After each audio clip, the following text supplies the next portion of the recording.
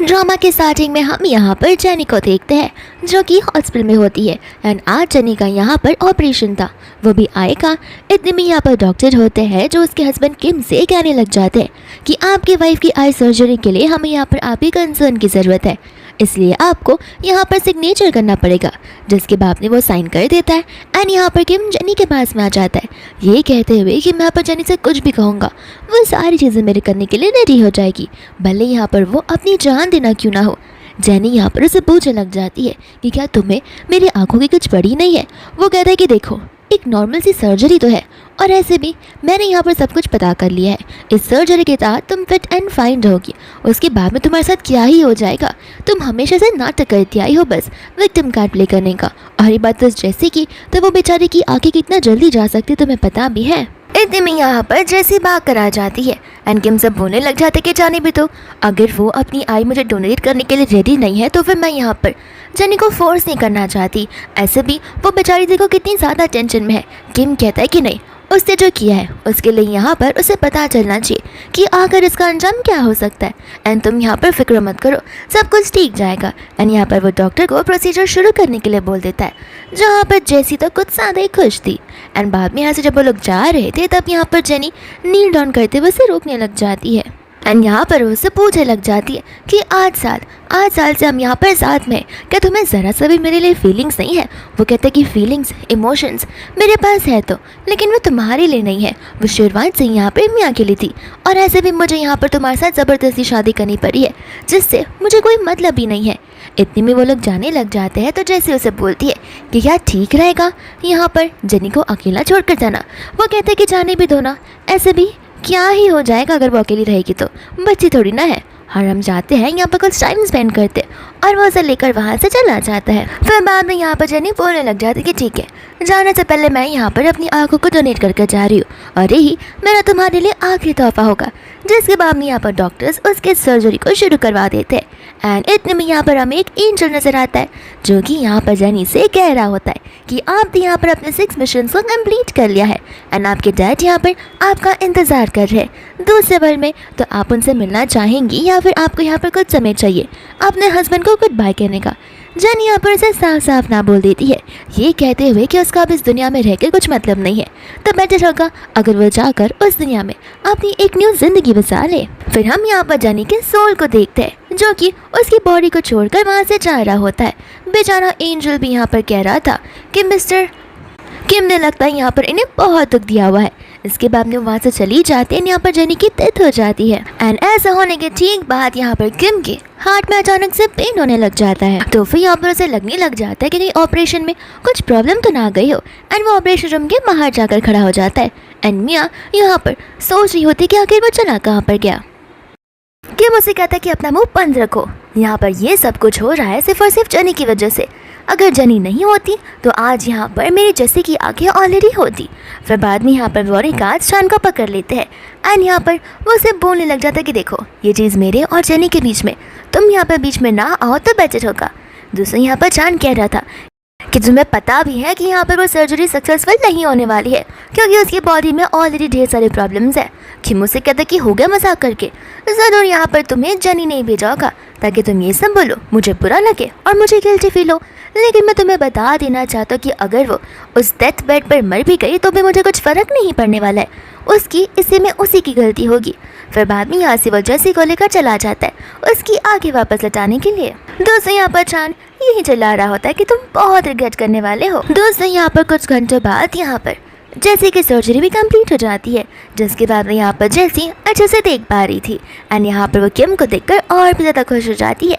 एक दिन यहाँ पर किम सोचने लग जाता है कि तुमसे पहले तो यहाँ पर जेनी की सर्जरी खत्म हो गई थी, तो फिर क्या यहाँ पर वो मरने का नाटक कर रही है, उसने मुझे अभी तक कॉल क्यों नहीं किया है। एंड यहाँ पर वो जेनी को मिलने के लिए जा रहा होता है बट यहाँ पर जैसे उसे रोकने लग जाती है, ये कहते हुए कि न जाने क्यों यहाँ पर मेरा सर चक्कर आ रहा है। किम को लग रहा होता है कि अभी अभी यहाँ पर उसके रेटिना की सर्जरी हुई है, तो फिर इस वजह से शायद से उसे वीकनेस फील हो रहा होगा, तो वो डॉक्टर को बुलाने के लिए जा रहा था बट यहाँ पर वो उसे रोकती है ये कहते हुए कि नहीं, मुझे मिस तुम यहाँ पर चाहिए, तुम यहाँ पर रहोगे तो सब कुछ ठीक हो जाएगा। इतने में यहाँ पर असिस्टेंट आ जाता है, तो फिर यहाँ पर वो असिस्टेंट को अपनी वाइफ जेनी की सर्जरी के बारे में पूछने लग जाता है। असिस्टेंट यहाँ पर बताता है कि आपकी वाइफ की सर्जरी सक्सेसफुल रही है और तो और यहाँ पर वो डिस्चार्ज भी हो चुकी है। ये बात को सुनकर यहाँ पर किम तो हैरान हो जाता है कि वो डिस्चार्ज हो चुकी है। उसने एक भी बार यहाँ पर आकर मुझसे बात क्यों नहीं की और ना ही मुझे कुछ यहाँ पर आकर बताया है। वो यहाँ से जाने वाला था बट यहाँ पर जैसे उसे रोक लेती, उससे कहते कि शायद से यहाँ पर जेनी मुझे गुस्सा हो गई होगी। मुझे लगता है यहाँ पर जाकर मुझे उसे माफ़ी मांगनी चाहिए, वो ज़रूर हम दोनों को माफ़ कर देगी। किम कहता है कि तुम क्यों माफ़ी मांगोगी, इसमें यहाँ पर तुम्हारी कोई भी गलती नहीं है। रही बात उस जेनी की तो वो पहले से इतनी अकड़ू है। यहाँ पर तुम्हारी ना गलती होने के बजाय भी तुम मुझसे माफ़ी मांगना चाहती हो, ऐसा बिल्कुल नहीं हो सकता है। मैं तो जेनी को वापस में देख लूँगा। फिर इसके बाद में यहाँ से वो जाने लग जाता है, जहाँ पर जैसे उसे बोल रही होती कि उस पर गुस्सा मत करना, वो भी तो बेचारी है, वो चला जाता है। बाद में यहाँ पर अपने मन में बह रही होती है कि इस इंसान को तो यहाँ पर बेवकूफ़ बनाना कितना ज़्यादा आसान है। एंड वो असिस्टेंट से पूछती है कि आखिर सचमुच वो मर गई है ना। असिस्टेंट कहते हैं कि हाँ, वो तो अब इस दुनिया में नहीं रही। एंड आपको कंग्रेचुलेशन कि आपने फाइनली अपने सबसे बड़ी प्रॉब्लम को साइड से हटा दिया है। वो कह रही होती है कि ऑफ कोर्स सबसे बड़ा प्रॉब्लम वही थी मेरे लिए। तुम्हें पता नहीं है कि मैंने कितने पैसे खर्च किए फेक रिपोर्ट्स बनाने में, डॉक्टर को यहाँ पर पैसे खिलवा कर ये कहने के लिए कि मैं ब्लाइंड हूँ, तब जाकर ये सब कुछ पॉसिबल हुआ है। आज यहाँ पर हमारा स्मार्ट चांद सारी चीज़ों को अपने फ़ोन में रिकॉर्ड भी कर लेता है। इसके बाद में यहाँ पर किम घर चला जाता है एंड जेनी को बुलाने लगता है, बट यहाँ पर जेनी उसे कुछ रिस्पॉन्स नहीं करती तो वो समझ जाता है कि शायद से वो घर पर नहीं है। वो अपने फ़ोन को चेक करता है, जहाँ पर जेनी का ना कोई टेक्स्ट था ना कोई कॉल था।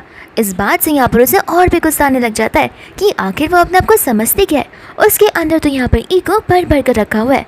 उसे क्या लगता है कि मैं उसे कॉल करूँगा, मैं उसे मनाऊँगा, मैं उसे सॉरी बोलूँगा, लेकिन ऐसा होने वाला बिल्कुल भी नहीं है। इतने में यहाँ पर दरवाजे पर कोई आ जाता है। उसे लग रहा था कि जेनी होगी, बट वो बस एक डिलीवरी पर्सन होता है। इसके बाद में यहाँ पर वो मिसेज जेनी का सामान देते हुए वहाँ से भाग जाता है। इस चीज़ को सुनकर यहाँ पर किम कंफ्यूज हो जाता है। जैसे वो बॉक्स के अंदर देखता है, वहाँ पर जेनी का फ़ोन और उसकी वेडिंग रिंग होती है। वेडिंग रिंग को देखकर तो वो और भी ज़्यादा कंफ्यूज हो जाता है, क्योंकि उसे पता होता है जेनी यहाँ पर इस रिंग को अपनी जान से भी ज़्यादा संभाल कर रखती है। अपनी एंटायर 8 साल के करियर में उसने आज तक इस रिंग को अपने हाथों से नहीं उतारा है, तो फिर अब क्यों उतार दिया। इसके बाद में यहाँ पर उस रिंग पर एक ब्लड नज़र आता है, तो वो सोच में पड़ जाता है कि आखिर जेनी को कुछ हो तो नहीं गया। एंड यहाँ पर जेनी की सर्जरी वाली बात उसे याद आने लग जाती है और उसे लग रहा होता है कि जेनी कहीं यहाँ पर सचमुच मर तो नहीं गई है। लेकिन इतने में यहाँ पर उसे किसी का टेक्स्ट आ जाता है, तो उसे लगता है कि मैं भी देखना चाहता हूँ कि आखिर ये लड़की मुझसे कितना भाग सकती है। फिर इसके बाद हम यहाँ पर चांद को देखते हैं, जो कि यहाँ पर जेनी की एशेस को एक बॉक्स के अंदर लेकर जा रहा होता है। एंड यहाँ पर वो कह रहा था कि अब तुम यहाँ पर पूरी की पूरी फ्री हो चुकी हो, तुम्हें तुम्हारी फ्रीडम मिल चुकी है, एंड फ्यूचर में क्या अभी भी कोई तुम्हें नहीं परेशान कर सकता है। एंड यहाँ पर चांद ही था जिसने किम को यहाँ पर बुलाया हुआ था। इतनी में वहाँ पर किम आ जाता है एंड कहता है कि जेनी कहाँ पर है। वो कहता है कि अंधे हो, तुम्हें नज़र नहीं आ रहा, यहीं पर है जेनी। उस बॉक्स को देखकर यहाँ पर किम हैरान हो जाता है, कहता है कि ये बेहुदा मजाक करना मेरे साथ बंद करो। यहाँ पर मुझे उस असिस्टेंट ने कहा था कि जेनी की सर्जरी सक्सेसफुल हो गई है एंड तुम यहाँ पर ये सब मुझे कह रहे हो। फिर इसके बाद में यहाँ पर वो उससे बोल रहा था कि देखो किम, तुम अब से यहाँ पर जेनी को कभी देख नहीं पाओगे। किम को लगता है कि तुम्हें क्या मैं इतना बेवकूफ़ लगता हूँ जो मैं तुम्हारी बातों में आ जाऊँगा और गिल्टी फील करूँगा। ऐसा होने वाला बिल्कुल नहीं है। एंड उसे लग रहा था कि जेनी यहाँ पर छुप कर मुझे देख रही होगी। वो यही चाहती है ना कि मैं उसके सामने रहूँ, गिड़गिड़ाऊँ, तब जाकर वो मेरे सामने आए। ऐसा बिल्कुल नहीं होने वाला है। एंड यहाँ पर वो पैरों से उस बक्से को मार देता है। चांद उसे रोकता आता है, लेकिन फिर भी वो बॉक्स यहाँ पर खुलकर अपने आप नीचे गिर जाता है। एंड यहाँ पर चांद रोने लग जाता है जेनी के लिए कि यहाँ पर तुम्हारे आखिरी टाइम पे भी मैं तुम्हें पीस नहीं दे पाया हूँ। इसके बाद में यहाँ पर गुस्से में आकर वो किम को पंच मार देता है। किम कहता है कि तुम लगता है जेनी को पसंद करते हो, इस वजह से यहाँ पर उसकी साइड लेने के लिए आ गए हो। मैं तुम्हें बता दूँ कि ये एक हस्बैंड और वाइफ के बीच का मैटर है। यहाँ पर चांद उस पर चिल्लाने लग जाता है, ये कहते हैं कि तुम्हारी वाइफ अब इस दुनिया में नहीं रही है। तुम्हें पता नहीं है कि उसकी बॉडी में कितने अजीब अजीब होल्स है, जिस वजह से उसकी पहले भी सर्जरी हो चुकी है। ये सुनकर यहाँ पर बोलने लग जाता है कि ऐसा पॉसिबल है ही नहीं, क्योंकि मैंने यहाँ पर उसके सारे के सारे चेकअप करवाए थे, जिसके अंदर वो एकदम हेल्दी आई थी। वो कहने लग जाता है कि हेल्दी आई थी। एंड यहाँ पर वो उसके मुंह पर सारे रिपोर्ट्स फेंक देता है। ये कहते हो कि तुम्हारी लवर जेसी ने तुमसे झूठ कहा है, उसने सारे के सारे रिपोर्ट्स को फैब्रिकेट किया है। अगर हिम्मत है तो इस रियल रिपोर्ट्स को देख के बताओ। फिर इसके बाद में यहाँ पर वो उन रिपोर्ट्स को देखता है, फिर भी उसे यकीन नहीं होता। वो कहने लग जाता है कि ऐसा कैसे पॉसिबल है, वो तो एकदम फिट एंड फाइन थी। चानू से कहता है कि वो इसके लिए क्योंकि आज तक कभी भी तुमने उसकी बातों पर यकीन करने की कोशिश भी नहीं की। वो यहाँ पर तुम्हें कितने सारे क्लाइंट्स के कोलैबोरेशंस लाकर दिया करती थी। तुम्हें पता है वो क्लाइंट्स यहाँ पर उससे कितना ड्रिंक करवाया करते थे। इतना ज़्यादा ड्रिंक करने के बाद यहाँ पर उसके लंग्स में तक पानी की बजाय ड्रिंक भर चुका था, जिस वजह से उसके स्टमक में आइंदा पेन हुआ करता था। लेकिन तुम्हें तो कुछ फर्क पड़ता भी नहीं था। एंड यहाँ पर हमें पास का सीन बताया जाता है जहाँ पर जेनी किम को अपने स्टमक एक के बारे में बता रही होती है। बट यहाँ पर किम को कुछ फर्क पड़ ही नहीं रहा था। वो यहाँ पर जेनी को सोफे पर धक्का देकर वहाँ से अपनी लवर जेसी के साथ में चला जाता है। बस हम यहाँ पर प्रेजेंट में आ जाते हैं जहाँ पर चान उसे कह रहा होता है कि यहाँ पर उसने तुम्हारे बिजनेस में के लिए क्या कुछ नहीं किया। उसने यहाँ पर अपने डैड से झगड़ते हुए तुम्हारे बिजनेस को आगे बढ़ाया। बस इतना ही नहीं, शुरुआत से लेकर अब तक उसने तुम्हारी कंपनी के लिए क्या कुछ नहीं किया। वो कंपनी अगर चल पाई है तो सिर्फ और सिर्फ जाने की वजह से। एंड एज अ वाइफ यहाँ पर उसने अपनी सारी रिस्पॉन्सिबिलिटीज़ को निभाया हुआ है, लेकिन एक बार भी यहाँ पर तुमने उसे अप्रिसिएशन नहीं दिया है। एंड यहाँ पर किम को उस दिन के बारे में याद आ जाता है जब यहाँ पर वो लोग डिनर कर रहे थे। तब उसने यहाँ पर जेनी से पूछा था कि आखिर तुम मेरे साथ इतने अच्छे से क्यों रहती हो और तुम मेरे लिए इतना सब कुछ कर रही हो। जेनी उसे कह रही होती कि मैंने तुमसे कहा ना कि मैं यहाँ पर तुम्हारे लिए आई हूँ, ताकि मैं तुम्हारे साथ रह सकूँ। एंड बाद में वापस से चानू से कह रहा होता है कि तुमने आज तक यहाँ पर जेनी को नज़रअंदाज किया है अपनी लवर जैसी के लिए, और यहाँ पर न जाने यहाँ पर जैसे तुमसे क्या कुछ नहीं बोलती हुई आई है। इसके बाद यहाँ पर प्रेजेंट में वो उसकी बक्से के पास जाने लग जाता है, बट यहाँ पर चानू से टच तक नहीं करने देता। ये कहते हो कि अब तुम उसे डिजर्व बिल्कुल नहीं करते हो, ना पहले से कर्ज आए थे, ना अभी करोगे, और ना फ्यूचर में जाके ऐसा कुछ होने वाला है। जिसके बाद में यहाँ पर किम को जेनी दिखने लग जाती है, तो वो जेनी के पास चला जाता है उसे हक करने के लिए। बट यहाँ पर जेनी गायब हो जाती है, यानी कि उसे हेलुसिनेशन हो रहा था। फिर बाद में यहाँ पर चानू से कह रहा होता है कि देखा तुम बहुत ज़्यादा रिग्रेट करने वाले हो, और यहाँ पर जानी वापस से तुम्हारे पास कभी नहीं आने वाली है। कि मुझसे बोलने लग जाता कि प्लीज़ प्लीज़ मुझे कहो कि ये सब झूठ है, मैं अपने इन चीज़ों को नहीं मानना चाहता हूँ। छान बोला कि मेरे पास कोई बेफालतू का टाइम नहीं है जो मैं यहाँ पर तुम्हारे साथ टाइम पास करने के लिए लाऊंगा, और ऐसे भी अगर मैंने जनी को सही वक्त रहते अपने साथ चलने के लिए कह दिया होता तो आज वो यहाँ पर जिंदा होती। फिर इसके बाद यहाँ पर वो उसे अपना फ़ोन देते हुए वहाँ से चला जाता है। इसके बाद हम यहाँ पर देखते हैं जेसी को, जो कि यहाँ पर जेनी के ड्रेसिंग रूम में थी। एंड यहाँ पर जेनी के ढेर सारे कपड़े देखकर वो यहाँ पर बहुत जेलस फील कर रही होती है, ये कहते हुए कि देखा अब यहाँ पर तुम्हारी लाइफ तो मैंने ले ली है, एंड तुम्हारे हस्बैंड को यहाँ पर लेना इतना मुश्किल नहीं होगा, मैं उसे यहाँ पर अपने कब्जे में कर दूंगी। जिसके बाद में वो उसके नाइट सूट को देखती है, एंड बाद यहाँ पर वो अपने कपड़े को चेंज करने लग जाती है। इतने में यहाँ पर किम में घर पर आ जाता है, जो कि बहुत ज़्यादा उदास था। यहाँ पर सामने से आ जाती है जेसी, जहाँ पर उसे जेसी के कपड़ों में जेनी दिख रही होती है, क्योंकि वो कपड़े जेनी के थे, लेकिन वो अपने हेलुसिनेशन से बाहर आता है। यहाँ पर जेसी उसे थैंक यू बोल रही होती है कि अब से यहाँ पर वो साफ साफ देख पा रही है, और रोज़ यहाँ पर वो उसके लिए डिनर, लंच और ब्रेकफास्ट सब कुछ कुक करेगी। लेकिन इतने में यहाँ पर वो उसका गला पकड़ने लग जाता है। यहाँ पर उसे कह रही होती है कि प्लीज़ ऐसा मत करो, मुझे यहाँ पर सांस नहीं आ रही है। वो कहता है कि तुम्हारी हिम्मत कैसी हुई जेनी के कपड़ों को टच भी करने की। वो उसे सॉरी बोलते हुए कहने लग जाती है कि एक्चुअली मेरे कपड़े ख़राब हो गए थे, तो मैंने सोचा कि जेनी का बस एक ही कपड़ा मैं पहन तो सकती हूँ ना। वो कहते कि अभी के अभी से कपड़े निकालो, तुम उसे कपड़े पहनने के लायक बिल्कुल भी नहीं हो। फिर फटाक से यहाँ से वो भाग कर चेंज करने के लिए चली जाती। फिर जब वो चेंज कर आती है तो वो यहाँ पर किम को देखती है, मन में सोचने लग जाती कि पहले जैसा बिल्कुल नहीं लग रहा, कहीं से कुछ पता तो नहीं चल गया। एंड यहाँ पर वो अपना नाटक करने के लिए उसके पास चली जाती है। ये कहते हैं कि लगता है यहाँ पर तुम्हें जेनी ने बहुत गुस्सा दिलाया, लेकिन टेंशन मत लो, जितना भी गुस्सा यहाँ पर तुम मेरे ऊपर उतार सकते हो, मैं तुम्हारी प्रॉब्लम को समझ सकती हूँ। जेनी को भी यहाँ पर समझना चाहिए कि आखिर तुम इतनी मेहनत कर थके हारे घर पर आते हो, फिर भी यहाँ पर तुमसे झगड़ा करती है। पर तुम टेंशन मत लो, अब मैं आ चुकी हूँ, सब कुछ ठीक हो जाएगा। फिर उसके बाद में यहाँ पर मन में सोचने लग जाता है कि आखिर मैंने कभी इसकी बातों पर इतना ध्यान क्यों नहीं दिया। ये हमेशा यहाँ पर जेनी को लेकर मुझे चढ़ाया बढ़ाया करती थी। तो फिर यहाँ पर वो उससे पूछने लग जाता है कि तुम हमारे बीच में क्यों बोल रही हो। वो कहते हैं कि अरे माफ़ कर देना, वो मुझे तुम्हारी बहुत ज़्यादा फिक्र है। किम उसे कहता है कि तुम्हें मेरी फिक्र है, या फिर तुम यहाँ पर मेरी वाइफ की पोजीशन लेने की कोशिश कर रही हो, क्योंकि यहाँ पर तुम उसके कमरे में जाकर उसके कपड़े को पहन कर आई हो। वह कहने लग जाती है कि ऐसा कोई बात नहीं है।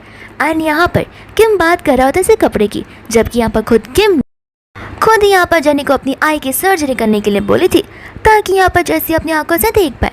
फिर बाद में यहाँ पर किम उसे बोलने लग जाता है कि सच सच बताना, यहाँ पर हमने जेनी की हेल्थ रिपोर्ट देखी थी, तो क्या वो सच है या फिर तुमने उसे फैब्रिकेट किया है। जिसके बाद में यहाँ पर वो उसके हाथों को मरोड़ने लग जाता है, एंड रोते हुए यहाँ पर वो उसे बोलने लग जाते हैं कि तुम मुझ पर शक करो।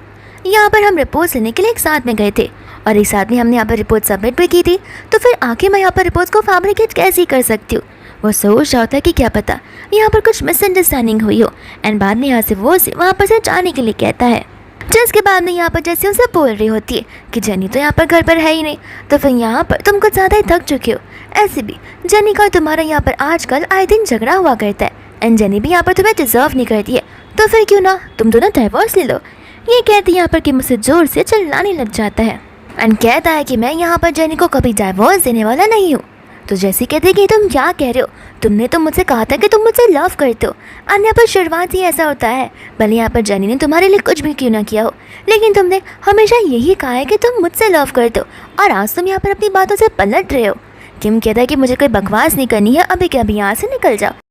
फिर बाद में यहाँ से वो चली जाती है। उसके जाने के बाद यहाँ पर अभी भी उसे ये यकीन नहीं हुआ होता है कि जेनी उस दुनिया में नहीं है।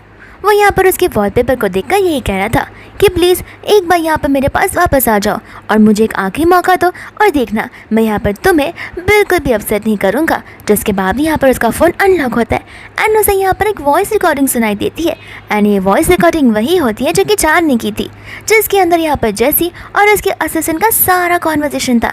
ये सुनते ही यहाँ पर किम तो बहुत ज़्यादा गुस्से में आ जाता है, एंड अब यहाँ पर उस उल्लू बच्चे को समझ में आता है कि यहाँ पर जेसी ने उसे अपने ही ट्रैप में फंसा दिया। जेसी यहाँ पर ये सारी चीज़ें करती आ रही थी और उसने उससे साथ इतना बड़ा धोखा किया है। दोस्तों यहाँ पर जेसी होती है जो कि गुस्से में जा रही थी, एंड यहाँ पर अपने रास्ते के बीच में अपने बैग को नीचे गिराकर उसे जेनी समझकर पैर से मारने जा रही थी। ये कहते कि तुम तो इस दुनिया से चली गई हो, लेकिन यहाँ पर न जाने क्यों वो किम अभी भी तुम्हें ही बार बार याद किए जा रहा है। फिर यहाँ पर वो अपने असिस्टेंट को कॉल करती है, कहती कि आखिर तुमने यहाँ पर रिपोर्ट्स को ढंग से तो रखा है ना, कहीं यहाँ पर किम को मुझ पर शक तो नहीं होने लग गया। मैं तुम्हें अभी बता रही हूँ, सारी की सारी चीज़ों को जल्दी से डिस्ट्रॉय कर दो, वरना हम यहाँ पर खतरे में आ सकते हैं। एंड इतने में यहाँ पर किम उसके पीछे से उस पर चिल्लाते हुए आ जाता है, एंड आदि यहाँ पर वो उसका गला पकड़ते हुए उसे बोलने लग जाता है कि यहाँ पर मुझे पता चल गया तुम्हारी हिम्मत कैसी हुई जेनी की रिपोर्ट्स को फैब्रिकेट करने की, और यहाँ पर मुझे इतनी सारी चीज़ें झूठ बोलने की। जैसे उसे कहने लग जाती है कि शायद से कुछ मिसअंडरस्टैंडिंग हो गई रहेगी, आखिर मैं ऐसा क्यों ही करूँगी, ज़रूर यहाँ पर तुम्हें किसी ने भटकाया होगा। वो कहते हैं कि किसी ने भटकाया होगा, यहाँ पर मैंने अपने कानों से सारी चीज़ों को सुन लिया है, अब तुम मुझे यहाँ पर और बेवकूफ़ नहीं बना सकती हो। फिर इसके बाद में यहाँ पर वो उसे कहता है कि बस करो अपना नाटक, अभी मैं यहाँ पर तुम्हें बताता हूँ। एंड यहाँ पर वो उसे लेकर एक रूम में चला जाता है। जैसे यहाँ पर वो आता है, यहाँ पर जैसी उसके पैर पकड़ने लग जाती है, कहती कि प्लीज़ मुझे यहाँ पर जेनी के बारे में कुछ नहीं पता और ना ही उसकी डेथ के बारे में कुछ भी पता है। तो वो कहता है कि मैं तो एक बार भी तुमसे कहा नहीं कि जेनी की डेथ हो चुकी है, एंड तुम मुझे अभी यहाँ पर बता रही हो, लेकिन टेंशन मत लो, मैं यहाँ पर एविडेंस को लेकर आया हूँ। एंड यहाँ पर वो होता है उसका असिस्टेंट, जहाँ पर वो साफ साफ किम के सामने ये बता रहा होता है कि यहाँ पर मैडम ने मुझे पैसे दिए थे ताकि मैं यहाँ पर सारी की सारी रिपोर्ट्स को फैब्रिकेट कर सकूँ, एंड साथ साथ उनकी भी, एंड वो बैग भी पैसों का वहीं पर फेंक देता है एंड उसे माफ़ी मांगने लग जाता है। जैसे कहते कि इसकी बातों पर यकीन मत करो, क्या पता है इसी ने सब कुछ किया हो। वो कहते कि बस अब हो बहुत हो गया, यहाँ पर सर को सब कुछ पता चल चुका है, झूठ बोलने का कुछ मतलब नहीं है। एंड गुस्से में आकर वो उसे मारने के लिए जा रही थी, बट यहाँ पर किम उसे रोकने लग जाता है। फिर बाद में यहाँ पर किम उसे बोलने लग जाता है कि अगर तुमने अभी से कुछ बताया नहीं तो फिर याद रखना ये जो आँखें है उन्हें सचमुच में नोच निकालूंगा। एंड वो उसकी आंखों में जोर से प्रेस करने लग जाता है, जिस वजह से जेसी को इतना पेन होता है कि वो सारी की सारी सच्चाई बता देती है एंड कहते कि हाँ मैंने रिपोर्ट्स को फैब्रिकेट किया, मैंने उसे मारा है, तो फिर इसमें मेरी गलती क्या है। तुम भी तो यहाँ पर शुरुआत से उसे नहीं चाहते थे ना, तुम यहाँ पर स्टार्टिंग से मेरी साइड लेते आ रहे हो, मुझे सपोर्ट करते आ रहे हो, तुम्हें तो जेनी कभी पसंद ही नहीं थी, तो फिर यहाँ पर तुम जेनी को लेकर अब क्यों इतना रिग्रेट कर रहे हो। इसके बाद में यहाँ पर किम को पास की बात याद आती है, जहाँ पर जैसे कि गलती की वजह से वो जेनी पर चिल्ला रहा था, बट यहाँ पर जेनी कहती कोई बात नहीं, मैं तुम्हारी प्रॉब्लम को समझ सकती हूँ, लेकिन मैं यहाँ पर तुमसे आर्ग्यू करना बिल्कुल नहीं चाहती हूँ। एंड हम वापस से प्रेजेंट में आते हैं, जहाँ पर जेसी धीरे धीरे किम के पास आए जा रही थी और उसे कह रही थी कि अगर यहाँ पर कोई उसकी मर्डर का जिम्मेदार है तो वो तुम हो। तुमने यहाँ पर ज़बरदस्ती उसकी आई की सर्जरी को करवाया था, तो तुम्हें नहीं लगता कि शुरुआत से लेकर अब तक तुम भी उसके अगेंस्ट है, एंड इसमें भी तुम्हारा इतना ही हाथ है जितना मेरा हाथ है। तो फिर यहाँ पर वापस से वो उसके गले को पकड़ने लग जाता है एंड गुस्से में आकर यहाँ पर वो उसे कहने लग जाता है कि मैं तो तुम्हें छोड़ने वाला बिल्कुल नहीं हूँ। एंड वो उसका गला पकड़ते हुए उसे उठा लेता है एंड इतनी ज़ोर से उसे वॉल के अगेंस्ट पटकता है कि वहाँ पर जैसे कि ऑन द स्पॉट मौत ही हो जाती है। फिर बाद में यहाँ पर पागलों के जैसे खुश होने लग जाता है कि मैंने जेनी तुम्हारा रिवेंज ले लिया, और पागलों की तरह वापस से उदास होने लग जाता है कि यहाँ पर मैंने तुम्हें मारा है, मैं यहाँ पर तुम्हें वापस से जिंदा करूँगा। फिर बाद में यहाँ पर वो उसकी ड्रेस को पकड़ते हैं, वो उसे हक करने लग जाता है एंड कहता है कि मैं भी तुम्हारे पास आ रहा हूँ। एंड यहाँ पर अपनी लाइटर की मदद से अपने घर पर आग लगाता है, लेकिन यहाँ पर हम देखते हैं जेनी को, जहाँ पर अचानक से उसकी नींद खुल जाती है एंड वो सोचती है कि मैं वापस यहाँ पर कैसे आ गई हूँ। एंड तुरंत ही यहाँ पर वो उस नॉवल को पढ़ने लग जाती है, जहाँ पर उस नॉवल के अंदर ऑलरेडी किम की डेथ हो चुकी थी। यहाँ पर जेनी को अपने डैड को लेकर बहुत कंसर्न होने लग जाता है एंड वो सोचती कि आखिर मेरे डैड को तो कुछ हुआ नहीं होगा एंड वो वहाँ से भागने लग जाती है एंड यहाँ पर उसके टकरार से डैड से हो जाती है। यहाँ पर उसके डैड कह रहे होते हैं कि जब देखो तब बच्चों की तरह यहाँ वह भागती रहती हो, लेकिन यहाँ पर जेनी अपने डैड को देखकर बहुत इमोशनल हो जाती है। फिर इसके बाद में यहाँ पर वो अपने डैडी को हक करने लग जाती है और जोर जोर से रोने लगती है। यहाँ पर डैड को समझ नहीं आता कि आखिर जेनी को अचानक से क्या हो गया, तो वो सब पूछते कि कहीं तुम्हारा ब्रेकअप तो नहीं हो गया। जेनी कहती कि नहीं, मैं यहाँ पर एक नॉवल के अंदर चली गई थी जहाँ पर आपकी डेथ हुई थी, लेकिन अब मैंने आपको वापस बचा लिया है। डैड यहाँ पर हंसने लग जाते, कहते कि देखा, यही नतीजा होता अगर तुम पूरे दिन यहाँ पर स्टोरी बुक्स रीड करती रहोगी और ड्रामास देखती रहोगी, तुम्हारे दिमाग में भी ये सब कुछ भर गया। तो वो और भी ज़्यादा रोने लग जाती है। उसके डैड कहते कि ठीक है, मैं तुम्हारी बातों को मानता हूँ, लेकिन अब रोना बंद करो वरना यहाँ पर तुम्हारा फेस फॉलो हो जाएगा एंड मैंने तुम्हारे लिए अब तुम्हारा फेवरेट सूप बना है, उसे आकर हम पीते हैं। डैड के जाने के बाद यहाँ पर जेनी को पता चलता है कि यहाँ पर वो एक बार फिर से अपने पास में आ चुकी है, जहाँ पर उसका पास अब वो बुलाने वाली है एंड यहाँ पर वो अपनी लाइफ की एक नई शुरुआत करने वाली है। इसके बाद में हम यहाँ पर किम को देखते हैं जो कि आफ्टर लाइफ में पहुँच चुका था एंड वो जेनी को पुकारने लग जाता है, बट वो सोचता है कि आफ्टर लाइफ में भी जेनी यहाँ पर मुझे क्यों देखना चाहेगी, क्योंकि मेरी वजह से उसकी जान गई है। इतने में यहाँ पर वो एंजल आ जाता है, ये कहते हो कि तुम जेनी से मिलना चाहते हो। किम कहता है कि हाँ, लेकिन जेनी तो, वो कहते हैं कि सही कहा, जेनी अब तुम्हारी दुनिया में नहीं है, वो अब अपनी दुनिया में वापस लौट चुकी है। लेकिन तुम्हारी दुनिया के लिए वो डेथ है, लेकिन हमारी दुनिया के लिए वो अभी भी जिंदा है। बाद में यहाँ पर वो उस एंजल से रिक्वेस्ट करने लग जाता है कि प्लीज़ मुझे जेनी से मिलना है और उसे एक बार फिर से यहाँ पर अपनी दुनिया में लेकर आना है। वो कहता है कि ठीक है, लेकिन यहाँ पर कुछ पाने के लिए कुछ खोना भी पड़ता है। तुम्हारे पास 3 दिन है, 3 दिन के अगर यहाँ पर जेनी ने सामने से तुम्हें आई लव यू कह दिया तो फिर जेनी तुम्हारे साथ तुम्हारे वर्ल्ड में वापस जा सकती है। लेकिन अगर ऐसा नहीं हुआ तो याद रखना, ना तुम इस वर्ल्ड के रहोगे ना उस वर्ल्ड के रहोगे, तुम यहाँ पर हमेशा हेल के अंदर अटक के रह जाओगे।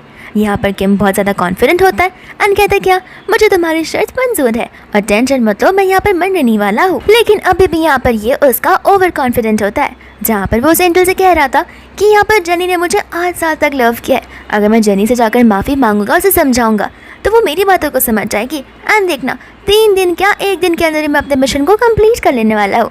वह यहाँ पर एंजल उसे लेकर दुनिया में चला जाता है। इस वर्ल्ड में यहाँ पर आने के बाद वो यहाँ पर ढेर सारे लोगों को देखता है जो कि यहाँ पर जेनी के नाम का बैनर लेकर खड़े होते। साथ साथ हम यहाँ पर इस न्यू वर्ल्ड की चांद को देखते एंड चांद भी यहाँ पर जेनी का इंतजार कर रहा था। तो फिर यहाँ पर इस मौके को देख कर किम बहुत खुश हो जाता है कि वो सभी के सामने जेनी को सॉरी बोलेगा एंड यहाँ पर जेनी उसके साथ वापस चलने के लिए रेडी भी हो जाएगी। इतने में यहाँ पर जेनी की एंट्री हो जाती है, जहाँ पर सभी लोग कह रहे होते कि आखिर ये दोनों एक साथ में कितने ज़्यादा परफेक्ट लगते हैं, एकदम परफेक्ट कपल्स की तरह।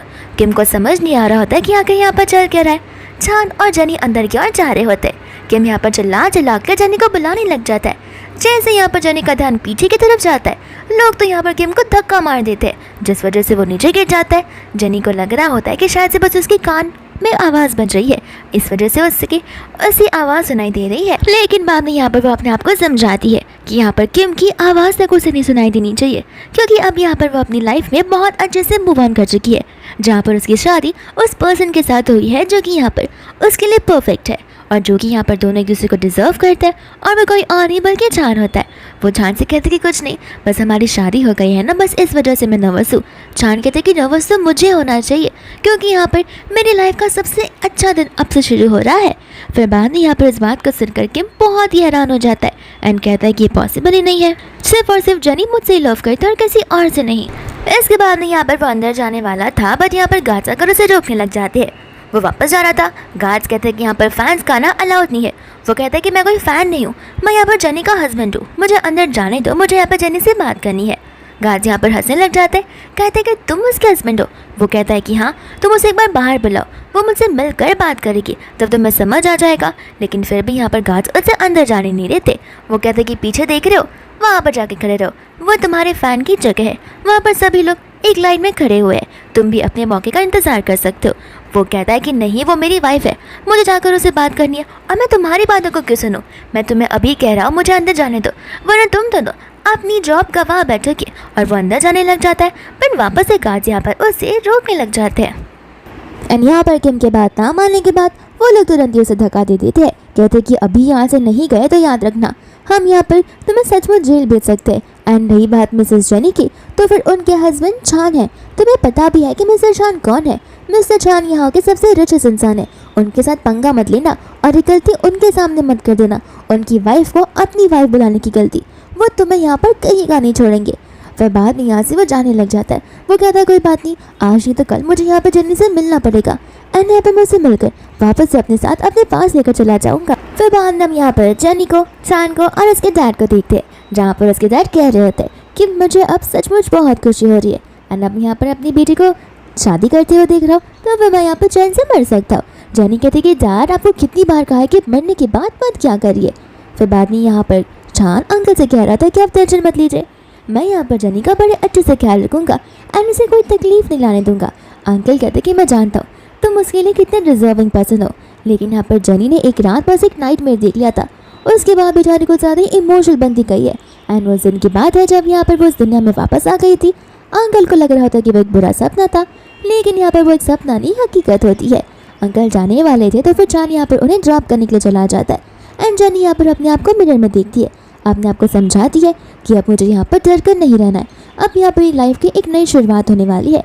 एंड वैसे भी यहाँ पर मैं छान को बहुत ज़्यादा लव करती हूँ, जिसके बाद में यहाँ से वो जाने लग जाती है। फिर इसके बाद में यहाँ पर वो उसके रूम में चला जाता है। जेनी को लग रहा था कि वहाँ पर छान आया होगा, बट यहाँ पर वो मिस्टर किम को देखकर शौक हो जाती है। किम यहाँ पर उसके लिए बुके लेकर आया होता है। तुरंत यहाँ पर छान आ जाता है। यहाँ पर छान किम को पंच मार देता है, कैसे कि तुम कौन और यहाँ पर क्या करो, अभी कभी इस कमरे से बाहर निकलो। किम कहता है कि तुम मुझे नहीं जानते। वो कहता है कि देखो तुम यहाँ पर रहोगे इसके बड़े फैन, लेकिन मुझे इससे कुछ फ़र्क नहीं पड़ता। बाद में यहाँ पर जेनी से माफ़ी मांगता है कि माफ़ कर देना, लगता है यहाँ पर मैंने सिक्योरिटी अच्छे से नहीं की है, जिस वजह से स्टॉकर्स अंदर आ गए हैं। एंड यहाँ पर वो गार्ड्स को बुलाने लग जाता है। गार्ड्स यहाँ पर किम को पकड़ लेते हैं। किम कहता है कि मुझे छोड़ो, मैं यहाँ पर उसका लवर हूँ और मैं यहाँ पर जेनी से बात करने के लिए आया हूँ।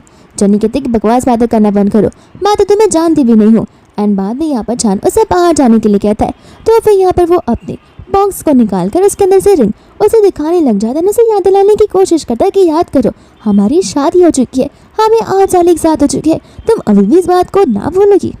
इसके बाद में यहाँ पर वो उसे कुछ रिस्पॉन्स नहीं कर रही थी। वो उसे कहता है कि प्लीज़ मेरे ज़्यादा ऐसा मत करो, माने कि यहाँ पर मेरी गलती है, तुम मुझसे बहुत ज़्यादा गुस्सा हो, लेकिन इसका मतलब ये तो नहीं है ना कि तुम प्रिटेंड करो कि तुम मुझे जानती नहीं हो।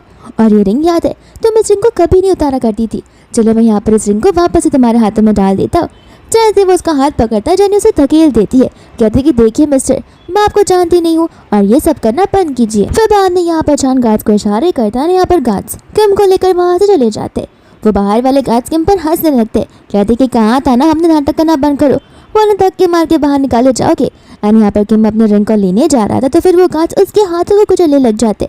बट यहाँ पर किम खुश था कि वो उस रिंग को बचा पाए एंड वो जेनी को देख पाए। एंड वापस से यहाँ पर वो बोलने लग जाता है कि कुछ भी हो जाए, मैं वापस से जेनी के पास जाऊँगा और उसे चेस करूँगा एंड उसे बातें दिलाने की याद करूँगा। जैसे उसे याद आ जाएगा तो फिर यहाँ पर वो मेरे साथ चलने के लिए रेडी हो जाएगी। इसके बाद में यहाँ पर जेनी बेडरूम में होती है, जहाँ पर छान उसके हाथों पर अपना हाथ रख देता है। बट जेनी थोड़ा सा घबरा गई थी। छान कहते कि घबरा क्यों रही हो, मैं ही हूँ। एंड तुरंत यहाँ पर वो उसे हक करने लग जाती है। छान बोलता है कि माफ़ कर देना, आज के बाद ये दिन तुम्हें वापस नहीं देखना होगा। एंड यहाँ पर वो चला जाता है दूसरे रूम में किसी काम से। इतने में यहाँ पर लाइट्स बंद हो जाती है, तो फिर जेनी को लगा था कि छान इतना जल्दी वापस आ गया। एंड इतने में यहाँ पर वो दोनों बेड पर होते, जहाँ पर किम बहुत ज़्यादा ही खुश हो रहा था कि आज की रात के बाद यहाँ पर तुम सिर्फ मेरी होकर रहोगी। इतने में यहाँ पर जेनी पिलो के नीचे से सीजर को निकाल कर उसके गले पर रख देती है। एंड यहाँ पर वो अपने घर से बाहर निकलने के लिए कहती है। इतने में लाइट्स ऑन हो जाता है एंड यहाँ पर किम बोलने लग जाता है कि मुझे कभी नहीं पता था कि तुम गैंगस्टर जैसे बिहेव करोगी। जेनी बोलते कि तुम वापस यहाँ पर क्यों आ गए हो एंड यहाँ पर तुम हो कौन। एंड यहाँ पर छान कहाँ पर है। वो कहता है कि पता नहीं, अगर मैं कहूँ कि छान इस दुनिया में नहीं है तो तुम क्या करोगी, तो तुम मुझे मार दोगी। वो कहते हैं कि चुपचाप अपना मुंह बंद रखो एंड अभी के अभी यहाँ से जाओ, वरना मैं सचमुच तुम्हें मार दूंगी। फिर इसके बाद में यहाँ पर वो उसे बोलने लग जाता है कि तुम यहाँ पर छान की चिंता क्यों कर रही हो, यहाँ पर 8 सालों से हम एक साथ में थे, तुम यहाँ पर मेरे लिए मेरी दुनिया में आई थी और अब तुम यहाँ पर मुझे पहचानने से ही मना कर रही हो। वो कहती है कि वो तुम्हारी दुनिया होगी लेकिन ये मेरी है और वो मेरा हस्बैंड है, आखिर छान कहाँ पर है मुझे बता दो। फिर बाद यहाँ पर दूसरे रूम में तुरंत ही भाग जाती है, जहाँ पर छान को किम ने बेहोश कर दिया था।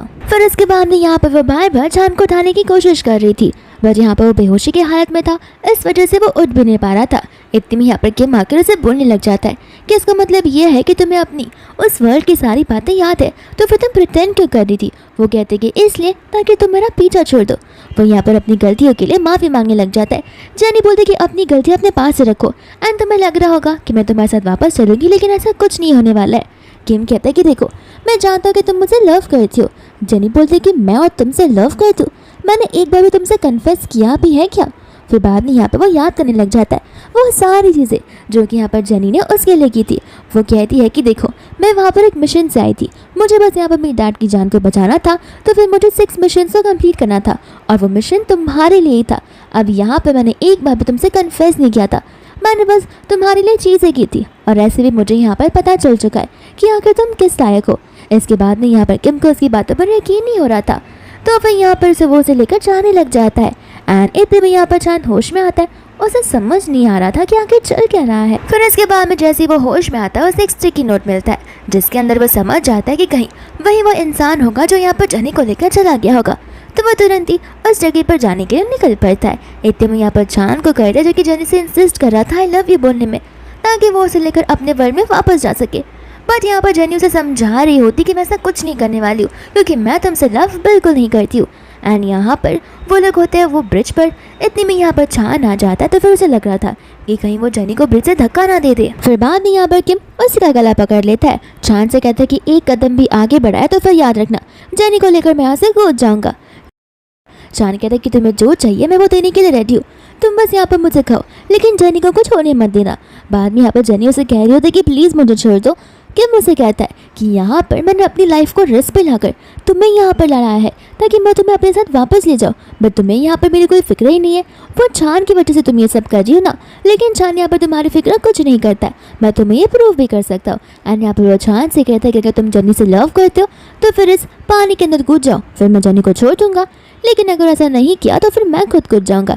एंड यहाँ पर चांद ब्रिज की ओर जाने लग जाता है जहाँ पर जेनी उसे रोक रही थी, लेकिन चांद यहाँ पर जेनी की बातों को नहीं सुनता और कूदने वाला था। इतने में यहाँ पर जेनी किम से कहती कि ठीक है, मैं तुम्हारे साथ चलने के रेडी हूँ, मेरी गलती है, मुझे माफ़ कर दो। बाद में यहाँ पर बहुत खुश हो जाता है। जेनी उसे बताने लग जाती है कि पास की हर एक बातें, जहाँ पर जेनी ने अपनी पूरी कोशिश की थी उसे खुश करने की, अप्रिसिएशन पाने की, ताकि यहाँ पर किम उसके साथ रहे, लेकिन ऐसा एक बार भी नहीं हुआ। वो उसे कहते कि मैं तुम्हारे साथ चलने के लिए रेडी हूँ, लेकिन याद रखना उस दुनिया में जाती मैं यहाँ पर एक बार फिर से अपनी जान दे दूँगी, जिसके बाद मेरा यहाँ पर ना इस दुनिया में ना उस दुनिया में वापस लौटाना मुश्किल हो जाएगा। यहाँ पर किम गुस्से में आकर एक चाकू निकाल लेता है। यहाँ पर किम बोलने लग जाता है कि फिर तो मैं उस दुनिया में तुम्हें लेकर जाके क्या ही करूँगा, इससे अच्छा है कि मैं यहीं पर तुम्हारे सामने मर जाऊँ। और यहाँ पर वो खुद की जान देने की कोशिश कर रहा था। जेनी उसे रोक तो रही थी, लेकिन वो चाकू उसके हाथ में लग जाता है और यहाँ पर वो उसे धकेल देता है, जहाँ पर जेनी चांद के पास चली जाती है। चांद यहाँ पर एम्बुलेंस को बुलाने जा रहा था, लेकिन यहाँ पर किम उसे बोल रहा होता है कि ये सब कर कुछ मतलब नहीं है, मुझे पता चल गया कि यहाँ पर मेरी गलतियों का क्या इंजाम मुझे मिल जाए। एंड यहाँ पर मैं खुश हूँ कि एटलीस्ट जेनी यहाँ पर मेरे साथ 8 साल तक थी, भले मैंने यहाँ पर उसे रिकग्नाइज ना किया हो, लेकिन नेक्स्ट लाइफ में ज़रूर मैं यहाँ पर तुम्हारा हस्बैंड बनूंगा। जिसके साथ यहाँ से किम वैनिश हो जाता है एंड यहाँ पर जेनी अचानक से बेहोश हो जाती है। घर पे जैसे उसे होश आता है वो यहाँ पर चांद को हक करने लगती है। चांद कहते कि देखो, चाहे कुछ भी हो जाए, मैं यहाँ पर तुम्हें किम के हवाले करने वाला बिल्कुल नहीं था, क्योंकि मुझे पता है कि आखिर किम के साथ तुम्हारे साथ क्या कुछ नहीं हुआ था एंड मैं तुम्हें वापस से मरता देखना नहीं चाहता हूँ। और यहाँ पर हमें पता चलता है कि चांद को भी पास्ट लाइफ के बारे में पता है, लेकिन वो इस बात को बाहर निकाल नहीं रहा है। एंड यहाँ पर जेनी उसे हक करने लग जाती है। चांद बोलता है टेंशन मत लो, मैं अब यहाँ पर तुम्हारी सारी रिस्पॉन्सिबिलिटी लूँगा, तुम्हारे साथ खड़ा रहूँगा, तुम्हें सपोर्ट करूँगा, तुमसे लॉयल रहूँगा एंड हमारी लाइफ आगे बहुत स्मूथली जाने वाली है। यहाँ पर वो दोनों हक कर रहे होते हैं, जहाँ पर जेनी को अपनी डिजर्विंग लाइफ मिल जाती है एंड ये ड्रामा यहीं पर सिंपली खत्म हो जाता है।